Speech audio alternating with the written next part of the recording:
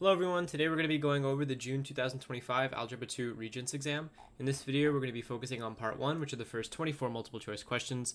A link to this test can be found in the description of this video if you want to follow along at home, alongside more videos that go over part 2, 3, and 4 of this test. That being said, we're going to start off with number 1, which asks us which expression is equivalent to 2c times the cube root of c. And even though we have two different variables here, all of our answer choices combines them into one with an exponent. So how do they do that? Well, they do that because they understand the rules of exponent. If I have 2 times c times the cube root of c, technically the cube root of c can be expressed as an exponent, okay?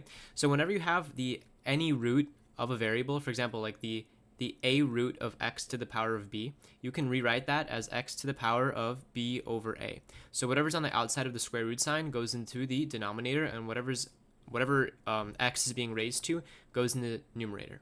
So in this case, 3 is on the outside, so I can rewrite the cube root of c as c to the power of some number over 3.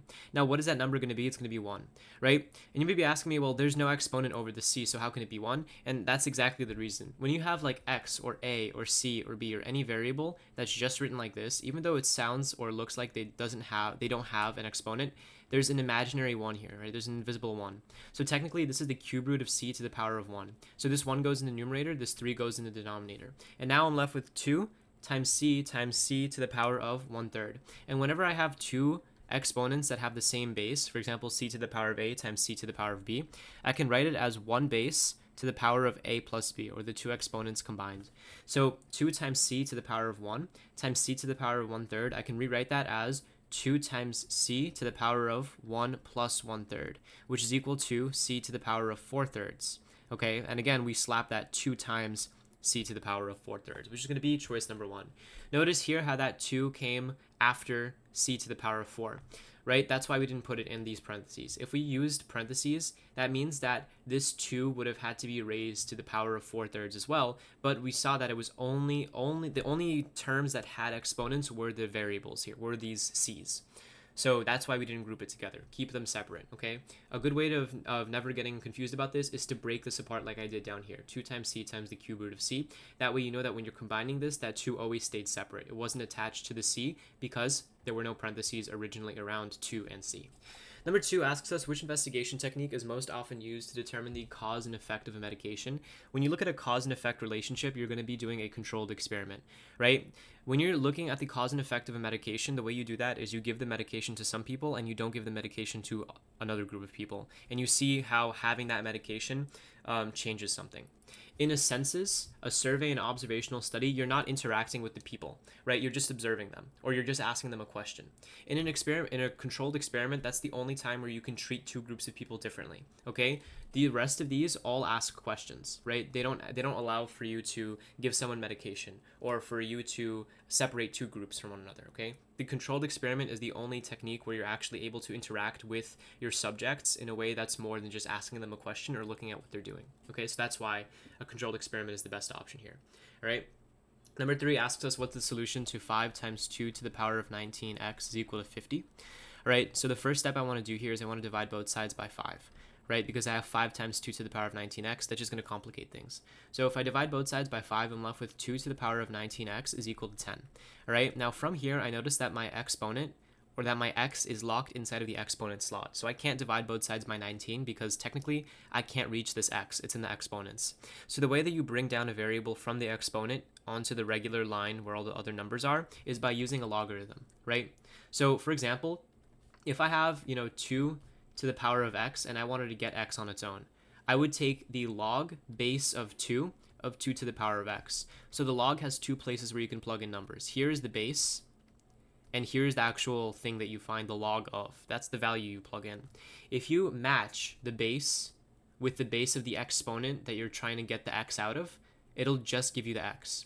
So for example, the log base 2 of 2 to the power of x is just equal to x. When the base and the base of the number that you plug in match, that pretty much cancels that exponent out and gives you the exponent as a regular number, okay? So if I take the log base of 2 of 2 to the power of 19x, I have to do it to both sides, right? So I take the log base 2 of 10 as well. But because I'm taking the log base of something that has the same base, remember that this is the base, this is the exponent. that's just going to cancel out and give me the exponent, which is 19x. And now that 19x isn't in an exponent position anymore. So from here, I can get x on its own by dividing both sides by 19, and I get that x is equal to the log base 2 of 10 divided by 19. So remember your log rules, okay? All you need to do, match the base with the base of the log to cancel it out and get that value on its own. All right, number 4 says the function p of t is equal to this. And it says that it models the decreasing population of a city from 1999 to 2014, where t is the time in years since 1999, and they want us to say, or want us to see which statement isn't true. So whenever you have something in this format, your amount is equal to your initial times 1 plus or minus the rate to the power of time, okay? Whatever's inside of here is called your growth or your decay factor. If this parentheses is less than 1, that is a decay factor. If it's greater than 1, that is a growth factor. So in this case, choice 3 is true, right? We want to look at which statement is not true. So choice 3 is true. The decay factor is 0.965 because that's the value that's written here, and because that's less than 1, that's a decay factor. Now, choice 1 is also correct because guess what? This is your initial. And what is our initial here? 256,485. Okay, when does our growth start? Our growth starts in the year of 1999. So that means that our initial population in 1999, because since we're looking at the population since 1999, this initial will always be the population at that start point, 1999, okay? And choice 4 we know is true because whenever you have a graph in this format, it's always going to be decreasing. This is the formula for an exponential decay function, which means that it's always going to decay. It's never going to increase back again. So choice 2 is the wrong answer. If we look at this, in the parentheses, we have 1 plus or minus the rate. If we're decaying, that means that we're going to have 1 minus the rate because our rate should be negative. We're going down. So 1 minus the rate has to equal to 0.965. That means that this rate has to equal to 0.035, which is actually 3.5%, not 0.35%. So verify the math here. Number 5 says 4 different surveys gathered data about purchasing behaviors of pet owners. And they said that pet owners from the same population were randomly selected. While collecting data, Chris surveyed 942 pet owners, John surveyed 410, Brooke surveyed 800, and Shane surveyed 100. And we want to see who has the smallest margin of error. To figure out who has the smallest margin of error, you look at whoever surveyed the most people, which in this case was Chris. So Chris has to be the answer. Lowest margin of error means you have the highest sample size, or you did your experiment with the most amount of people. Number 6 says given I is the imaginary unit. Now, the imaginary unit is I, and it's equal to the square root of -1, right? We know that A is equal to I cubed, B is equal to I squared, and C is equal to I, and they want us to plug this into this equation right here. So before I do that, I want to quickly figure out what I'm actually plugging in for. Why? Well, I know that I is equal to the square root of -1. So whenever I see a C, I'm just going to plug in I. Obviously, you can't have a square root of a negative number. That's why we write it as I, to kind of avoid that issue in math, okay? But when we have I squared, something interesting happens. If I is equal to the square root of -1, I squared is equal to the square root of -1 times the square root of -1. And whenever you're squaring a square root, it cancels out the square root. So I squared actually turns into -1, right? Because you're squaring a square root, cancels it out. So I squared is equal to -1. Now, what about I cubed? I cubed is I times I times I. Notice that I times I, we just did that. -1 times -1 is equal to, so sorry, the square root of -1 times the square root of -1, or I squared, is equal to -1. And -1 times I is equal to -I. So we know that I cubed is equal to -I. And there's no other way of rewriting that. So now I know that I'm plugging in I, -1, and -I into this function. So whenever I see an A, I'm going to plug in -I. So this is now 2 times -I times x squared, okay, plus 3 times B, which is -1, minus C, which is I, times x, okay? Usually on the Regents, they want you to write the I before the x. So in this case, I have 2 times -I, that's -2I times x squared. Then here I have 3 times -1, which is -3. And here I have I times x, and then we're subtracting it, so that's minus ix. And that's going to line up with choice 3 right here. Okay, so remember these rules. Number 7 asks us which sequence has a common ratio of 1/2. So common ratio is what we multiply the last term to get the next term.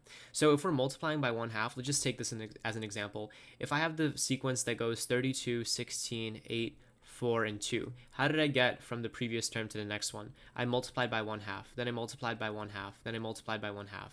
So the common ratio is always true. You're multiplying by the same number to get the next term. So which one of these sequences shows that you're multiplying the previous term by 1/2 to get the next one? And that's going to be choice 1. Negative 1/4 times 1 over 2 is equal to negative 1 over 8. Negative 1 over 8 times 1/2 is equal to negative 1 over 16, and negative 1 over 16 times 1/2 is equal to negative 1 over 32. Choice 2 is a trick answer because you're actually multiplying by 2, not by 1/2. Choice 3 and 4 don't show, again, you're not multiplying by 1/2. Choice 4, you're adding 0.5, and I don't know what they did with choice 3, but it's just wrong, right? If you had 20a and you multiplied it by 1/2, you should have gotten 10a as the second term. So that's why choice 1 is the right answer. Number 8 asks us to divide 2x cubed plus 6x squared plus 7x plus 2 by x plus 1. So whenever you have a division problem like this, you're going to write the longer term inside of the division hat right here, right? Because you're dividing blank by blank. So the first thing that you write down is the first thing that the problem says, and the thing that you're dividing it by goes on the outside. Okay, so the first polynomial they mentioned goes on the inside. The second that they mentioned gets put on the outside. And from here, we can just divide this. So whenever you're dividing it, you're asking yourself how many times this x, or whatever number is in this position, goes into this, and this, okay? So when we first start off, we're asking ourselves how many times this x, or the variable in this first position, go into the variable in this first position. So obviously that's going to be 2x squared times. And if this confuses you, this is a trick I like to use. I like to write everything out. So 2x cubed is equal to 2 times x times x times x. And x is just equal to itself, x. So what do they have in common? Well, they have one x in common. So technically when I divide them, or when if I were to divide them like by putting them in a fraction, these two x's would cancel out, and you would be left with 2 times x, or 2x squared. So if that confuses you, I like to think about that method. So now x times 2x squared is equal to 2x cubed, and these two should always match up, okay? If they don't match up, then you did the division wrong.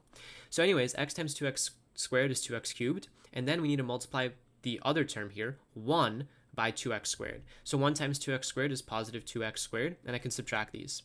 These two are always going to cancel out into 0, and then these two are going to turn into 4x squared, because 6 minus 2 is 4.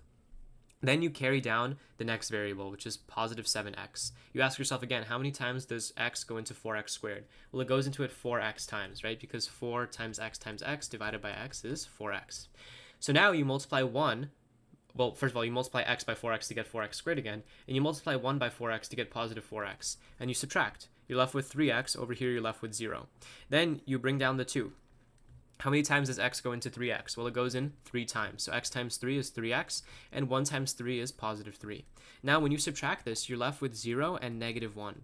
And because you're left with negative 1 here, you can't divide any further. The only time that x can fit into a number is if there's already another x there. But because this term lacks a variable, we know that it becomes our remainder, right? So because it doesn't have an x anymore, a variable cannot go into a regular number that doesn't have a variable. So this is my remainder. So the way that you write a remainder is you have your quotient plus your remainder over your divisor. Okay, so the quotient is the answer on top here, which is 2x squared plus 4x plus 3. Then the remainder goes in the numerator of that fraction, which in this case was negative 1. And then the divisor is the number on the outside, which is x plus 1. So which one of these choices has this? Well, that's going to be choice 1. 2x squared plus 4x plus 3, which is my quotient, minus. Now, where did that minus come from? It came from the negative 1. Okay, so that's actually minus plus negative 1 over x plus 1. All right. Number 9 says the probability is that a randomly selected teenager uses social media websites F and I are shown below. Given this information, what is the probability of F and I? The probability that a randomly selected teenager uses both websites. So whenever you see P of any letter, that's just the probability of that. And for this problem, whenever you're given the probability of 2 events and then the probability of both of them, right, probability of this and that, or the probability of this or that, you're going to use this formula. The probability of F or I is equal to the probability of F plus the probability of I minus the probability of F and I. And this formula goes for any situation, right? Not just F and I. You can say the probability of A or B is equal to the probability of A plus B. You just assign which one you want, okay? So always remember this formula, and it could apply if this was the probability of A or the probability of B or C. It doesn't matter, okay? It's just this form. So then when we look at this probability of f or I, that's going to be 0.77, and that's going to equal to the probability of f, which is 0.71, plus the probability of I, which is 0.52, subtracted from the probability of f and I, which is what we actually want to solve for. So 0.77 is equal to 1.23 minus the probability of f and I, and the only value that will make this true is if the probability of f and I is 0.46. Otherwise, that subtraction won't be true. Number 10 says consider f of x is equal to x minus 2 squared times x plus 3, and that g of x is strictly defined in the table below. So when it says it's strictly defined in the table below, we can only look at this graph through this table. We cannot sketch this graph. It won't make sense that way, okay?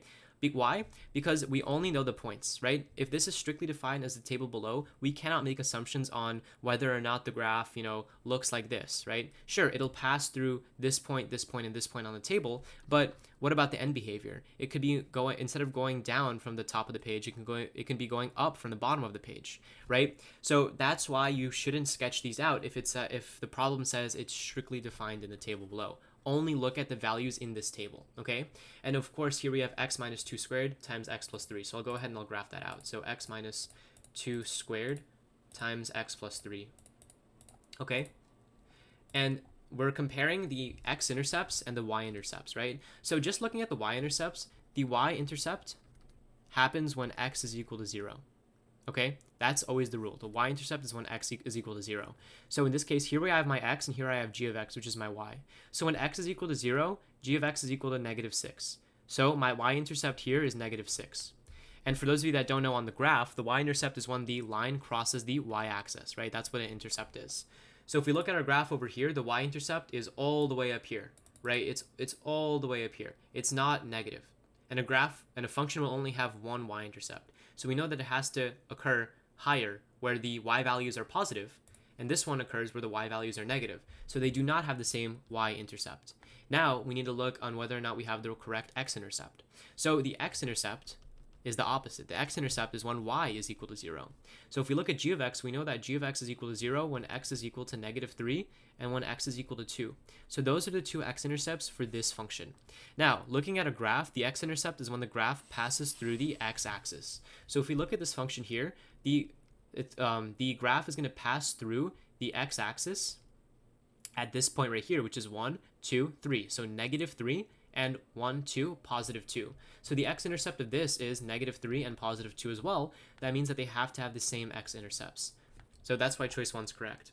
Number 11 says that Josie examines the graphs of f of x and g of x, and she wants to know the number of solutions to f of x is equal to g of x. So the solutions is the number of intersections. So instead of doing the math here, what we can do is we can press y equals and graph them. So if I plug both of these functions into my calculator and I hit graph, I see that the lines are going to intersect or touch at this point, which is 1, this point, which is 2, and this point, which is 3, right? So there's 3 points at which those lines are going to intersect. Remember that a solution is when those lines intersect or cross. So because they cross each other 3 times, that means that there has to be 3 solutions. Number 12 says which binomial is a factor of g to the power of 3 plus 6g squared plus g minus 14. So if something is a factor, that means it has to make the overall function equal to 0. So remember that whenever you factor something out, for example, like x squared minus 4x plus 8 or something, you're going to split this into like x plus 2 times x minus 4, right? That's not the right answer, but something like this, and that it's equal to 0. And that whenever you set any one of these parentheses equal to 0, the whole function turns into 0. So for example, when x is equal to negative 2, that makes this parentheses equal to 0 and this function equal to 0. So I have to do the same process here. It's a little bit hard to explain, but it's really easy to do. All you have to do is set each one of these answer choices to 0. And then see whether or not that value of g will make this function equal to 0. So for example, choice 1, g minus 1 is equal to 0. So what is the value of g? G has to equal to 1. If I plug in 1 into this function, will it give me 0? Well, let's check. 1 cubed is 1. 1 squared is 1. 6 times 1 is 6. 1 is 1 minus 14. So this gives me negative 2. Is that 0? No, which means that g minus 1 is not a factor, because when I set it equal to 0, that value does not make my function equal to 0. The right answer here is g plus 2. If I look at this, g plus 2 is equal to 0 when g is equal to negative 2. So here I have negative 2 cubed plus 6 times negative 2 squared minus 2 minus 14. So this is equal to minus 8 plus plus 24 minus 2 minus 14. So 8 plus 24 is positive 16. 16 minus 2 minus 14. 16 minus 2 is 14, and 14 minus 14 is 0. So because g plus 2 gives us a value that makes this function equal to 0, it has to be a factor. Number 13 says, consider the recursively defined sequence below. Which formula represents the same sequence? So if it represents the same sequence, it's going to have the same values in the same positions, right? A sequence is just a list of values, right? First term is equal to this, second term is equal to that, third term is equal to that. So if the sequences are equal, they have the same values. So we know that the first term is equal to 8. Now, let's figure out the second term, a of 2. The n represents the position in the sequence. So a of 1 is the first position, a of 2 is the number in the second position. So we know that a of n, or a of 2, has to equal to 2 times a of 2 minus 1, because we're just plugging in 2 for n. 2 minus 1 is 1, so to get the second position, we multiply 2 times by a1, or the first term, and we get 16. And the same rule follows, right? For a recursive sequence, you're just multiplying 2 by the previous term. So in this case, the previous term was 8, then we multiplied by 2 to get 16, then we multiply 16 by 2 to get 32, and so on and so forth. So we're multiplying the last term by 2. Now, which one of these follows the same pattern? I know it's not going to be choice 1, because when you plug in a of 1, or you plug in 1 for n, a of 1 is equal to 2. So a of 1 is actually equal to 8, so those two are false. All right, number 4 is false, because when you plug in a of 2, right, a of 2 technically is supposed to be 16 if we're matching the sequence, but 8 squared is equal to 64, so that's false. And then finally, choice 2 is wrong, because if we're solving for a of 2, right, or the number in the second position, that should equal to 16, but here it's equal to 2 times 4 squared, or 2 times 16, which is 32. That leaves us with choice 3 as the right answer. Number 14 asks us to find the exact value of tan of negative 5 pi over 6. So whenever you're finding a trig function like sine, cosine, and tan, and you're finding it with something that has pi in it, this is a radian. Okay, so all you have to do is just plug it into your calculator. Go ahead, press tan, and then put negative 5 pi over 6 and press enter. Now before you do this, make sure your mode is in radian, okay, because anything with a pi is a radian. So that gives you 0.577. Let's just say that 0.577. So we know it can't be choices 2 or 4 because they're both negative, and this is a positive answer. So now it's either 1 divided by radical 3 or 1 over 3. Sorry, or radical 3. So which one is it? Well, I just plug in these two values. So let's plug in 1 over radical 3. 1 divided by the square root of 3 is equal to 0.577. So because these two answers line up, the tangent of negative 5 pi over 6 has to equal to 1 over rad 3, which is choice 1. Choice 3 would have given you like 1.73, which is not equivalent. Okay, so all you have to do here is plug in this function when you're in radian mode, and then see which answer choice also gives you the same decimal. Number 15 says that given m is not equal to 0 and that 17 to the power of 1 over m to the power of n is equal to 17 squared, what is n in terms of m? So in this case, what is n? That's all you need to know here. What is n? So solve for n. Make this equal to n. Find what n is equal to. Okay, so here I have 17 to the power of 1 over m to the power of n. So this is pretty easy when you remember that a to the power of c raised to the power of b is equal to a to the power of b times c, or c times b, right? So I want you guys, whenever you go on the Regents, take your Regents exam, whenever you see an exponent, for example, a to the power of b, and then there's another parentheses and there's another exponent on the other side, I want you to multiply them automatically.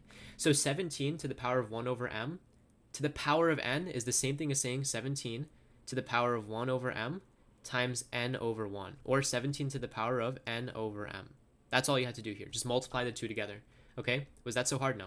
Now, 17 to the power of n over m, because we multiplied the two exponents together, is equal to 17 squared. Notice here that we have the same bases. So that means that n over m has to equal to 2 over 1, right?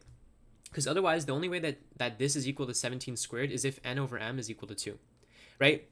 Now remember, n over m is a fraction, 2 is a whole number. Any whole number has 1 as its denominator. So if I cross multiply here, n times 1 is n, and 2 times m is 2m. So n has to equal to 2m, which is the correct answer. Number 16 says, in order to qualify for a college tennis scholarship, Joe needs to win 90% of his matches that he plays during his senior year of high school. If he has won 8 of the 10 matches he's played, which equation can determine how many more matches x Joe must win to get a percentage? So percentage is part over whole. In this case, the whole is all games that he played.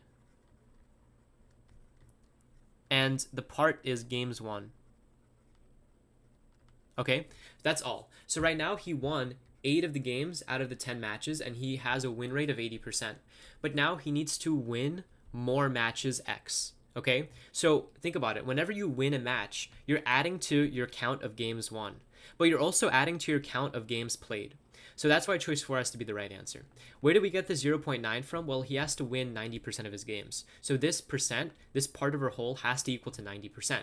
Now the whole, whenever you take a percent, it's all of the games. So out of all of the games that he played, how many did he win? Well, if X represents a game that he won, that means that that's being counted in the numerator, which is the part. How many of those games did you win? If I won an extra game, I'm going to add 1 over here. But again, the whole is all of the games that you played. So even if you lost or you won a game, it's still going to be counted in your whole. Okay? That's why it's 8 plus X over 10 plus X. You always have to add it to your denominator, okay? Because that's increasing the whole. And again, consecutive matches Joe must win. That means that X represents a winning position, which is why we're adding it to the numerator as well, okay? Number 17 wants us to solve the system of equations below, and they want us to solve it for X. So whenever you're solving something for X or for Y or for Z, you want to make sure that that variable is the only one remaining here.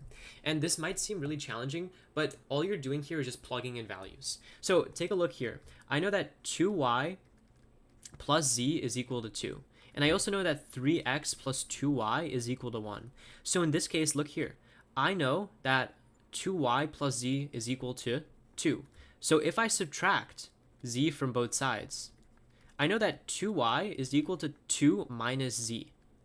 And guess what? I have a 2y over here. This and this are the same way. They represent the same idea, just shortened down. So now I can rewrite this as 3x plus 2 minus z. And what's that going to equal to? That's going to equal to 1. So notice here how I have now eliminated this y. I no longer have a y here, and I just have a z. So let's look at our answers and let's see where I can get a z alone, okay? So if we think about it, if we think about this, over here I have 2x minus 2z is equal to negative 6. So in this case, I'm solving for z, so I'm going to subtract 2x from both sides. And I have that negative 2z is equal to negative 6 minus 2x. And I want negative 1z, right? Minus 1z. So what I can do here is I can divide both sides by 2. So negative 2z divided by 2 is just going to give you negative z. And that's going to equal to negative 6 divided by 2, which is negative 3, and negative 2x divided by 2, which is just negative x. So now I know that minus z, or negative z, is equal to negative 3 minus x. And just like that, I've now eliminated z from this equation as well, because minus z and this are the exact same thing. So now I can just write 3x plus 2 minus 3x minus 1. Minus 3x minus 3 minus x is equal to 1. So all I did here was I took this negative z that I already solved for over here and I just plugged it in, okay? Now I can just combine like terms, right? So 3x minus x is 2x. 2 minus 3 is negative 1. So now 2x minus 1 is equal to 1. If I add 1 on both sides, I get that 2x is equal to 2, and that x has to equal to 1. So again, there wasn't a crazy amount of math involved here. What you need to remember is when you find the value of x, you want x to be the last standing variable. So you want to find and plug in y, and you want to find and plug in z. Okay? That way x is the only one that was remaining, which is what we saw here. Again, first, we started off with 3x plus 2y. We wanted to get rid of y. So we found out what 2y was equal to. When we found out what 2y was equal to, we ended up with a z. So then we found what z was equal to. We found it was equal to minus 3 minus x. And now that we got rid of z, everything is in terms of x, and we can solve and figure out what x is equal to. So number 18 says the point 2 comma negative 3 lies on the graph of the equation y equals f of x. Which point must lie on the graph of the equation f of x minus 4 plus 1. So whenever you have f of x and outside the parentheses you're adding 1 or you're subtracting 1, this is a shift up or down.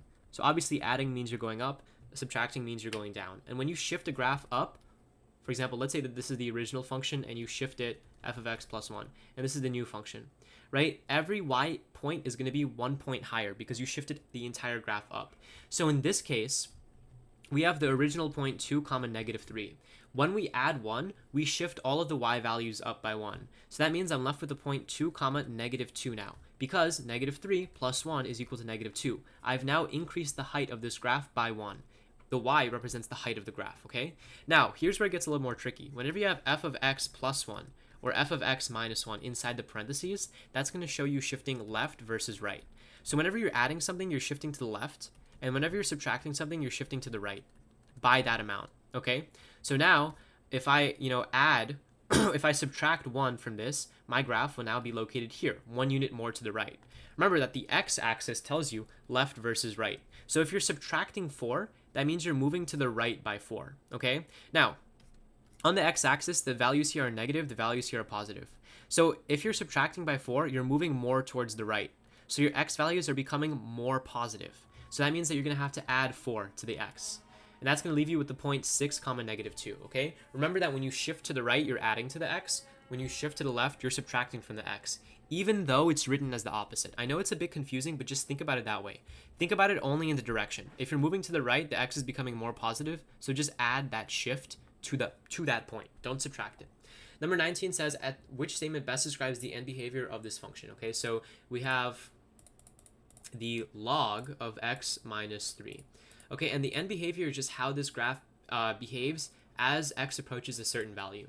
So choice 1 says as x approaches negative infinity. First of all, is that true? Can x approach negative infinity? And the answer is no. Whenever the graph stops at a random point, that means that the graph doesn't exist beyond that point. So if I press second graph to get a table of values, we see that we get an error as you go to negative infinity, or as you go and make x more and more negative. So because we have errors there, that means that the function doesn't exist at negative infinity, and that it doesn't exist anywhere past 3, which is why choice 1 is wrong. And that's also why choice 3 is wrong, because they say that x can go to negative infinity. That's wrong. X cannot go to negative infinity. X can go all the way up to 3. That's it. Okay, so now choice 2 says as x goes to 3, y goes to negative infinity, or as x goes to 3, y goes to 0. Now which one of these is true? Choice 2 is going to be true, because this is an asymptote, okay? The TI-84 calculator doesn't really graph the asymptote, but whenever you see a graph that kind of goes down like this and it magically stops, right? It technically goes on for forever. The calculator just won't graph that, okay? Now, let's say you didn't know that. You can obviously see that as x approaches 3, it doesn't approach 0. Because if it approached 0, it would be touching or hugging the x-axis. In reality, it's far lower than the x-axis, right? Number 20 says that the black bear population for a certain area of the Adirondacks can be modeled by the equation B, where t is measured in years since 2010. Kieran wants to rewrite this model in terms of a 5-year growth rate, and the model is best represented by what? So essentially, the correct answer here will give you the same values as this first equation over here, okay? Now, all you have to do here is just plug in a value. Let's say that like t is equal to 2 years. Which graph here would give you the same value when you plug in 2 for t as this equation up here? And that answer is obviously going to be choice 1. Okay, it's going to be, it's going to be choice 3, right? I'm not going to obviously plug it in, but that's the fastest way to solve this problem. Just say that t is equal to 2 or t is equal to 3, plug 3 into this top equation, plug 3 into each one of these choices. Whichever choice gives you the same value as the top equation is going to be the right answer, right? Because if it's a remodeled or rewritten equation, that means that it should be the same equation and give you the same values, all right?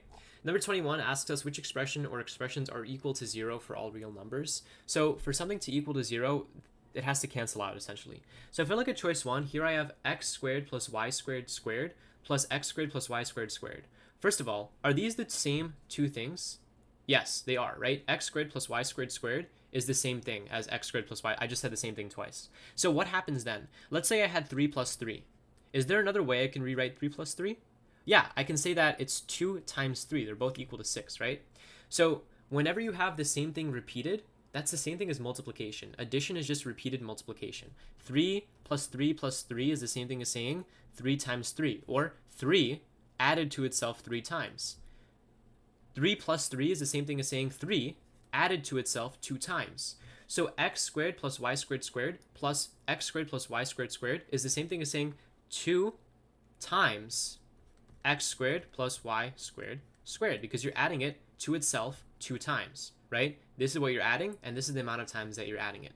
So that's what you need to recognize here. And now you have 2 times this value minus 2 times that exact value of x squared plus y squared squared.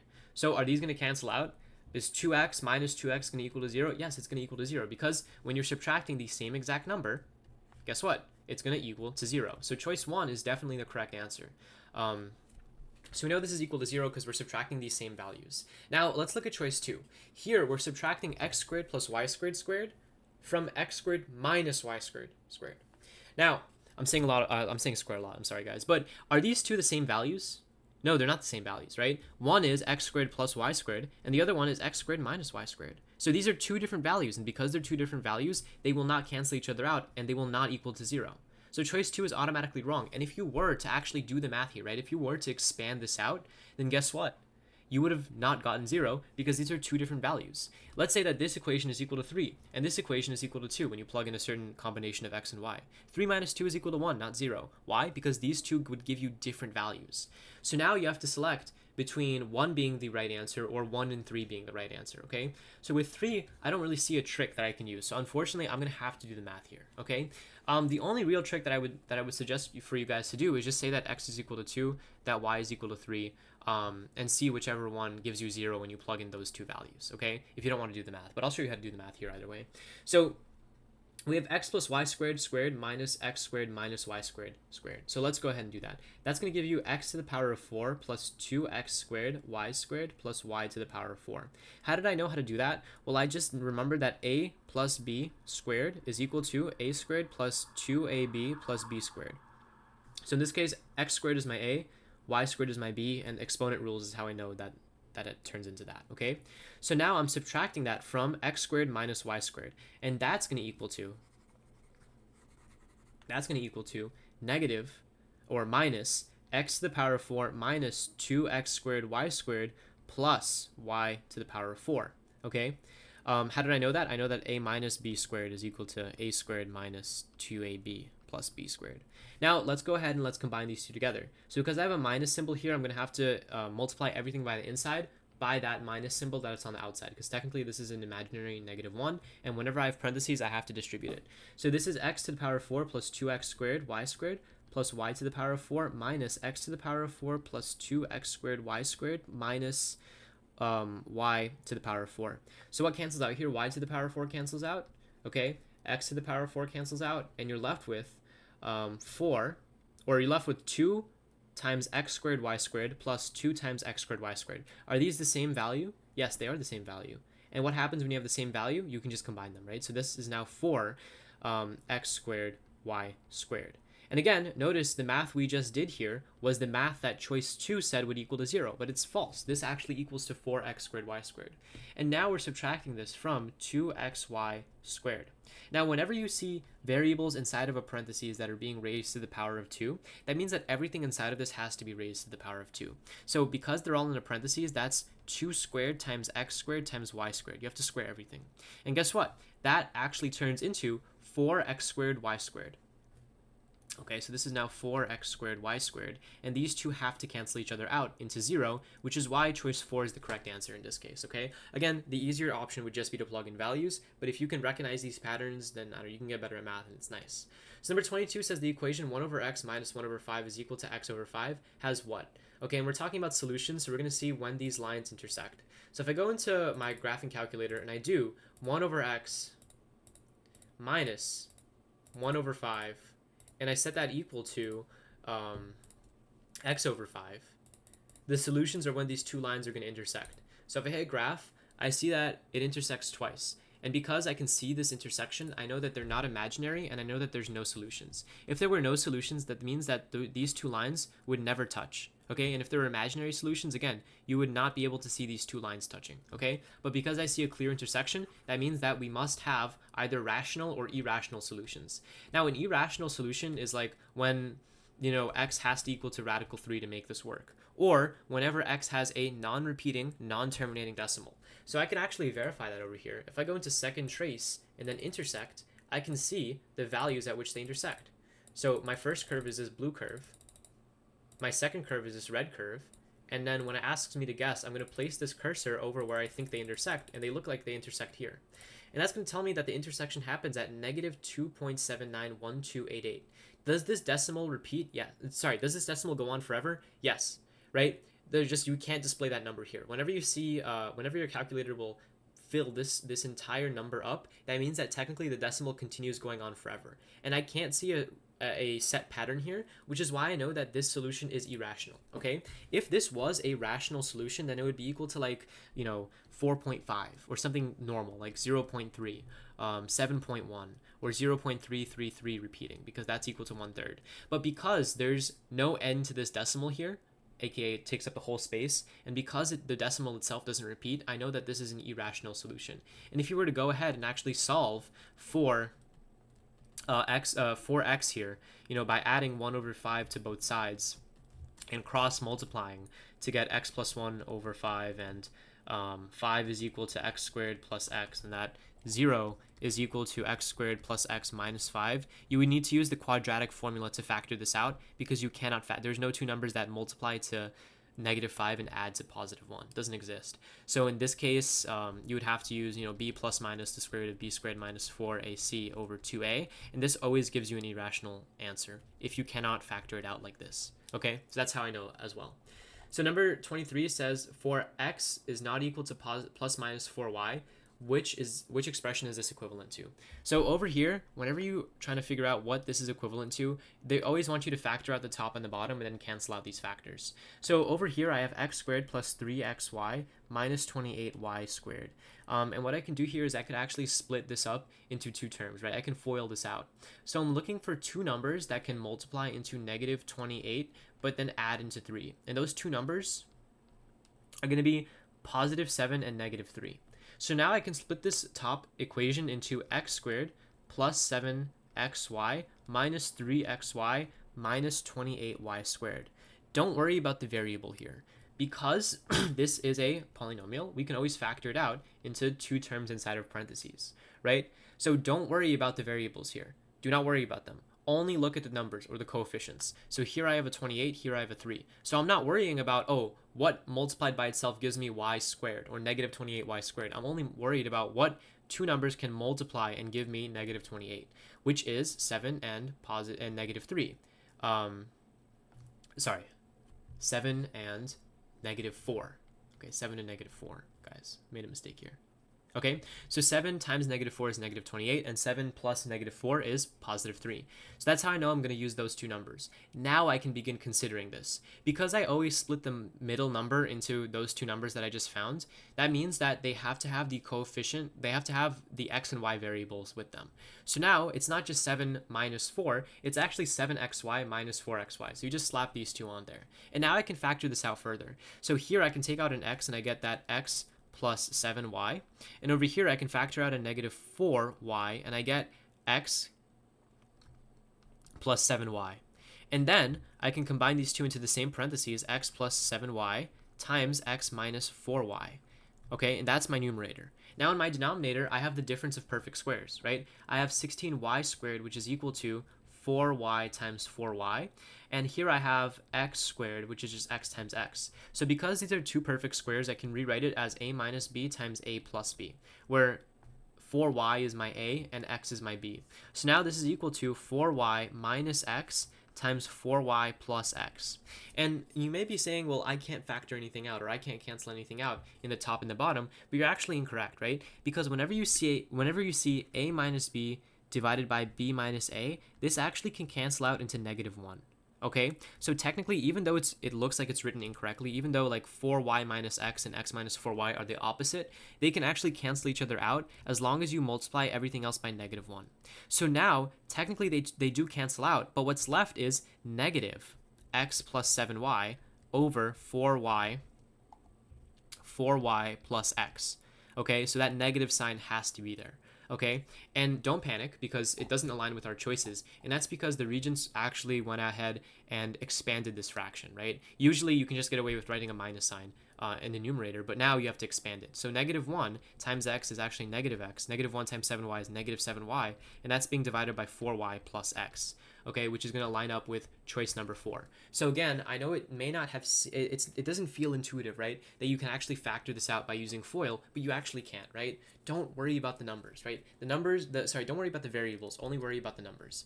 When you just know that you're going to split this 3x into two terms, just know that whatever those two numbers are just going to have x and y with them, and everything else becomes easy. So two things you need to remember: you can absolutely factor things like this out. Just worry about the numbers and assign those two numbers that you split or FOIL into the variable in the middle. And the second thing, remember that a minus b over b minus a cancel out, but they leave a -1 behind. Okay, so number 24 asks us which equation represents a parabola with a focus of -2, 1 and a directrix of y is equal to 5. Okay, so when you're drawing a parabola, it can either open upwards or it can open downwards. Okay, and when you're drawing a parabola, you're gonna use two things to focus or to center your vertex, right? The vertex is the tip of this parabola. That is what, you know, makes the parabola so like significant or like so noteworthy, right? The graph literally has a minimum or a maximum called a vertex. So the minimum or the maximum always has to go between the line that we call the directrix and the focus. Okay, so in this case, we know that it has a focus of -2, 1. So that means that here's -2 and here's 1. So this is my focus. And I know that I have a directrix of y equals 5. So now, if I go ahead, this is 1, 2, 3, 4, 5. So through this point 5, there's going to be a straight line. Remember, y equals always gives you a straight line of this. And that means that my parabola has to go between these 2 points, right? The parabola can never intersect the directrix, right? The graph can never intersect the directrix. So the graph cannot open up like this because otherwise it would cross the directrix. So I know that my graph has to open up downwards. And whenever I have a downwards opening graph, it's negative. So I can eliminate choices 2 and 4 here because they have a +8 and a +5 in this section of their equation. They have to be negative, okay? Now let's talk about this equation up here. Let's go ahead and let's talk about these formulas over here. This is what we call vertex form. And essentially that's going to give you x minus h squared is equal to 4p or whatever times y minus k. Okay, and in this case, h, k represent the vertex. Okay, so that's where we're getting these values from. All right. Now let's keep looking at this. We know that the vertex has to be directly above the focus. Okay, so it has to be directly above the focus. So when we draw this line in this graph over here, we know that the x value of the parabola has to be -2 because it has to be directly underneath the focus, and the focus has an x value of -2. All right, and that's where we get x plus 2 from, because technically this is -2, k. We're trying to solve for k here. Okay, now it's -2. X minus -2 turns into x plus 2, so that's why it's x plus 2 squared. Then this parabola has to be equidistant between the focus and the directrix. So the focus is at x equals 1, and the directrix is at the focus is at y equals 1, right? 1. Then we go 2, 3, 4, and 5 to get to the directrix. So between these two lines, or between these two guidelines, or these two lanes, there's 4 points. And essentially the vertex has to split this in half. So the vertex has to be the same units above the focus as it is below the directrix in this case. So if we divide 4 by 2, we know that the vertex has to be 2 units above the focus and 2 units below the directrix, which in this case is going to be around, if we start at 1, then we go 2 units up, so that's going to be around 3, okay? So now I know that my vertex passes through the point -2, +3, and that the distance, that it's 2 units below the directrix because 5 minus 2 is 3, and it's 2 units above the focus because 2 plus 1 is 3. So now I have constructed my graph properly, right? And I have my vertex. I know that my k is 3, so now I'm left with x plus 2 squared is equal to 4p times y minus 3. Okay, now that's going to leave us with choice number 1. And you might be asking me, well, what is this p? This p is the distance that you have to go above or below the focus. So in this case, we had to go, the vertex is pretty much 2 units away from the directrix and 2 units away from the focus. So p is the distance from the focus or the directrix. In this case, it was 2. So you would have done 4 times 2 to get 8, and then you would get an 8 times y minus 3. And that's the end of this section. So if you have any questions, please feel free to let me know in the comments down below. If you wanted me to go over part 2, 3, or 4 of this test, those videos are already uploaded. Check them out in the description. Thank you guys for watching, and have a nice day.